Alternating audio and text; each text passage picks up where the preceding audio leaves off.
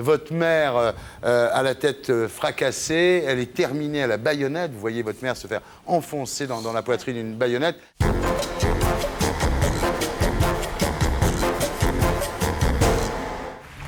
Bonsoir Annick. Bonsoir. Bienvenue. Merci. Alors vous êtes rwandaise, survivante du génocide. Toute votre famille a été massacrée. Et vous vous battez pour qu'on n'oublie pas ce qui s'est passé là-bas. Vous publiez chez Michel Lafon un livre qui s'appelle « Nous existons encore » avec une préface d'André Glucksmann.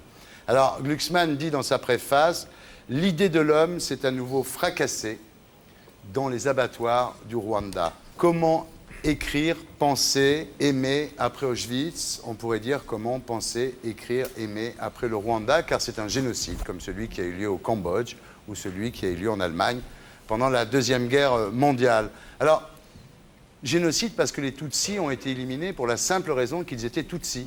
Il n'y avait pas d'autre raison. Les Hutus tuent méthodiquement les Tutsis. Vous dites ils éradiquent les cafards, hein, c'est ça? Oui, ils éradiquent les cafards. C'était d'une part la grande majorité de la population Hutu, encadrée par des militaires et des miliciens qui avaient été formés pour ça, qui avaient creusé des fosses communes pour ça. Et c'était nuit et jour. Et après, ils abattent près des fosses communes parce que c'est plus simple de tuer les gens près des fosses communes. Au début, ils abattent tout simplement pour tous les tuer, comme ils disent. Et à la moitié du génocide, en avril, comme pour ma famille à moi, ma famille a été tuée le 30 avril. Là, ils ne tuaient plus près des fosses, dans des maisons, mais près des fosses communes. Ça se voyait moins, ça donnait moins de travail aussi. Voilà. Alors la communauté internationale le sait et ne fait rien du tout. Vous et votre famille le savez et vous ne partez pas. On pouvait partir. On ne part pas parce qu'on n'avait pas de voiture chez moi. Alors c'est d'une violence incroyable puisque quand les Hutus tuent votre oncle, ils épargnent votre tante pour qu'elle meure de chagrin. C'est quand même... On se demande comment des êtres dits humains peuvent se comporter comme ça. Ce livre est bouleversant. Il y a des bébés qui sont découpés à la machette, qui sont tués. Il y a des femmes enceintes qui sont éventrées. Pour l'histoire de mon oncle, de ma tante, j'en parle beaucoup dans le livre parce que c'était mes cousines préférées. Ils avaient 8 filles et un garçon. Et il y en a une de leurs filles qui est morte chez nous. Et ils ont tué donc tout. Enfin, ils n'ont pas tué les enfants, ils leur ont coupé les tendons d'Achille. Et ils ont tué l'oncle, ils ont laissé ma tante pour qu'elle meure de faim et une semaine après, ma tante et ses enfants ont été brûlés dans une église pas très loin. Ouais. Parce que là aussi, ils tuaient dans des maisons, mais la plupart du temps, ils regroupaient dans des églises, dans des stades, et ils tiraient dans la foule et après, ils achevaient à la machette. Effrayant. C'est effroyable. On est arrivé à une telle barbarie, un tel endoctrinement des gens. On y est arrivé, comme on est un peu arrivé, j'imagine, à faire le génocide des Juifs en Europe dans les années 40. Les Arméniens. Il y a eu beaucoup de propagande, beaucoup de propagande pendant des années, Radio Mille Collines, les journaux.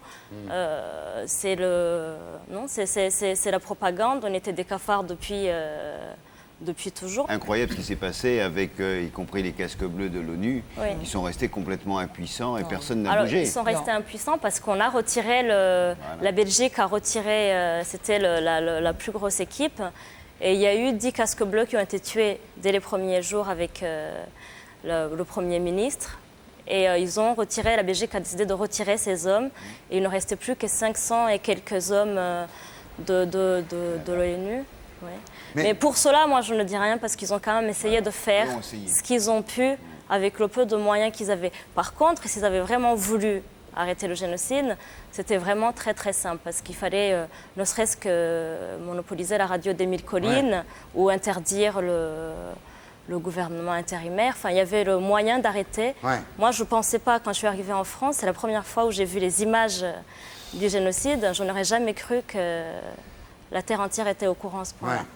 Ce qui est terrible, c'est qu'en fait, on sait qu'il y a eu des complicités de pouvoirs occidentaux quand il y a eu l'assassinat du président de la République avec les roquettes. Tout ça est en train de sortir, puisque un de ceux qui a dénoncé cette affaire a témoigné la semaine passée devant le tribunal pénal d'Arusha qui traite du génocide du Rwanda. Donc ce sont des choses qu'il va falloir dénoncer. Les États-Unis ont un rôle, la France a un rôle, tous les grands pays ont eu un rôle dans cette affaire et ont laissé faire. Et ça, ce qui est absolument inacceptable, parce que tous les génocides se sont passés de la même manière. Et ça, c'est depuis l'Arménie, les Juifs, les Tziganes, les Cambodgiens, les Tutsis, et c'est chaque fois le même processus auquel on assiste et où personne ne réagit. Et ce qui est dramatique, c'est que en même temps, les victimes se retrouvent encore plus victimes parce que personne ne leur dit réagissez, battez-vous, défendez-vous. Et ça, c'est chaque fois le même, c'est le même phénomène. Alors, pour se défendre, c'est très compliqué parce que comment se défendre quand il n'y a pas, les Tutsis n'allaient pas dans l'armée, ils n'étaient pas dans l'administration. On a pu se rendre compte, enfin moi j'ai pu me rendre compte, mais avec du recul, que la population Hutu était préparée. Alors, vous vous retrouvez un jour, donc 5 enfants et une femme, face à des civils armés de machettes, de gourdins cloutés, de robinets arrachés au mur, enfin vraiment une espèce de foule comme ça, éructante. Votre mère a la tête fracassée, elle est terminée à la baïonnette, vous voyez votre mère se faire enfoncer dans la poitrine d'une baïonnette. Les cadavres sont dépouillés de leurs bijoux, les morts et les vivants sont jetés pêle-mêle les uns sur les autres. Enfin, c'est un récit absolument abominable, effectivement. Et là, en ce qui vous concerne, en tous les cas, miracle, le camion s'en va avec tous les cadavres, vous restez là, vous vous rendez compte que le camion est parti, et là, vous faites passer pour une Hutu. Oui, je reconnais à peu près un type que je voyais à une barrière pas très loin de chez moi. Et je lui dis, mais vous me reconnaissez quand même parce que et il voit bien, il croit reconnaître ma tête. Et je raconte que mon père vient du Nord, c'était l'opation des Hutus extrémistes. Et il dit, oui, je crois que je te connais. Et ils me disent, bon, on va partir vérifier à la commune, ça s'appelle la commune, si tu es bien Hutu ou Tutsi. Donc eux, ils partent, effectivement, ils vont vérifier à la commune et ils reviennent le lendemain. Et en attendant, j'étais restée chez un collègue de ma mère qui nous avait déjà dénoncé la veille et qui me redonne aux militaires. Et là, c'est encore un coup de... Je sais pas si c'est la chance ou quoi que ce soit, parce que je ne mérite pas plus que d'autres, mais... Enfin, vous restez en vie, mais c'est épouvantable, parce que vous êtes obligé de nettoyer le bureau où votre mère a été massacrée. C'est-à-dire, il y a du sang partout, visqueux, vous êtes obligé de nettoyer, il y a cette odeur de mort, et finalement... Enfin, vous survivez, mais dans des conditions épouvantables. On vous raconte que votre mère a été dépecée par des chiens.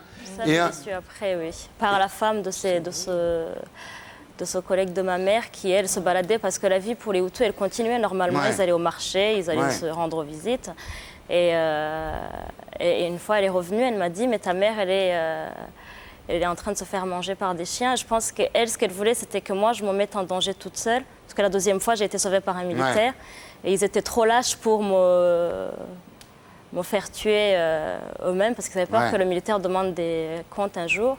Et elle, je pense que dans le fond, elle voulait que, quelque part, j'aille voir, ne serait-ce que pour la couvrir ou n'importe quoi. Mais...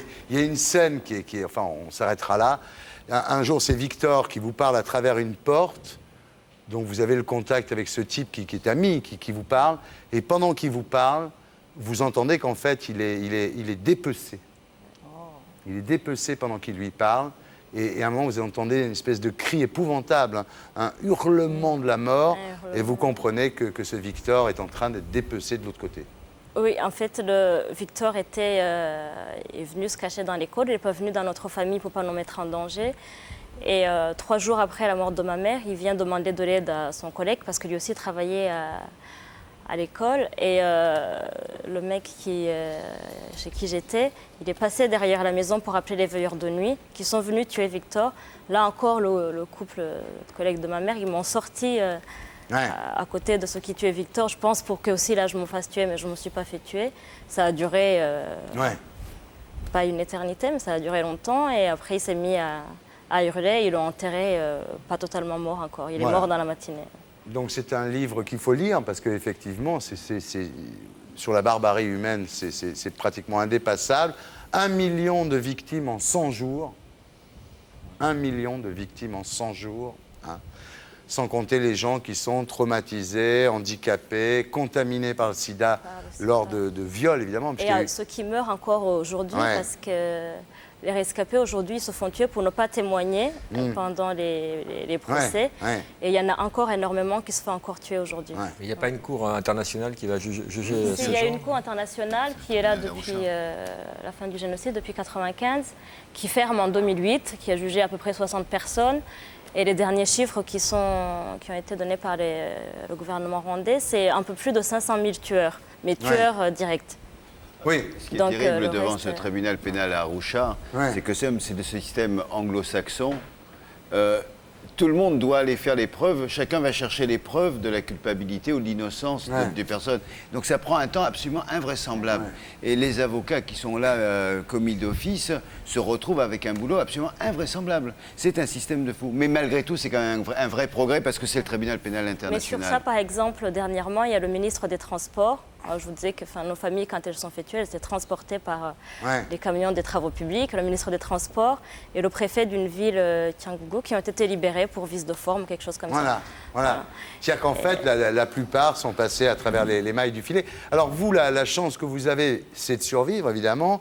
Vous arrivez en France, vous êtes hébergé dans la famille d'un pasteur, mais ça ne se passe pas très bien, parce que le pasteur, on ne va pas épiloguer, mais essaye d'abuser de vous. Ensuite, vous êtes dans une famille d'accueil qui est odieuse. Vous vous rendez compte que ces gens-là ne recueillent des réfugiés que pour l'argent, en fait. Mais malgré tout, vous vous battez, vous obtenez la nationalité française, vous passez votre permis de conduire, vous allez à la Sorbonne étudier, et aujourd'hui... J'ai encore énormément de combats à mener pour moi et pour les autres. Alors il y a la justice, on en parlait, il y a beaucoup de génocidaires au Rwanda, mais aussi à l'extérieur. En France, il y en a énormément, il n'y a jamais eu un procès.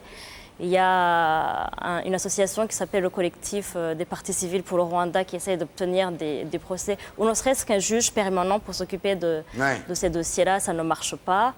On vient de créer avec des amis une association pour aider les rescapés, les enfants rescapés du génocide à aller à l'école. Et on monte cette association-là qui s'appelle Études sans frontières, Mission Rwanda, parce qu'il y a aussi une mission Tchétchénie. C'était d'abord une mission Tchétchénie et on a ouvert un pôle pour le Rwanda. Vous avez passé votre vie désormais à lutter pour qu'on n'oublie pas le génocide du Rwanda? Je vais passer une grosse partie de ma vie à lutter pour qu'on n'oublie pas le génocide au Rwanda, parce qu'il reste encore énormément de choses à faire. Bravo. Merci. Et pour être sûr de ne rien rater de Inarditube, abonnez-vous et mettez un pouce bleu.